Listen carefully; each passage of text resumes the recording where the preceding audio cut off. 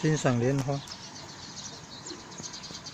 还有那个叫声，哦，大青蛙、老青蛙的叫声。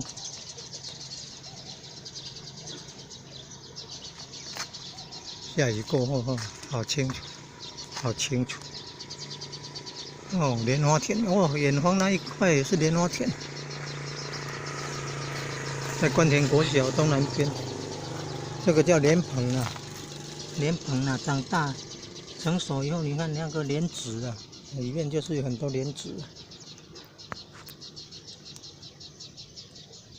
莲子照顾脾胃，照顾肾脏啊，过心啊，过鼻透啊。整颗莲子含皮哦，要下去煮，加盐巴这样炒啊，用炒的吧。里面有莲花心是苦的哦，莲子的心是苦的。然后吃的会降火，降心火，降心火。这莲蓬啊，这样可以做那个治疗皮血、流鼻血，治疗流鼻血的。要加什么药？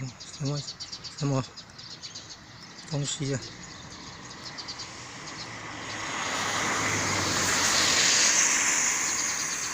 哦，光影变化。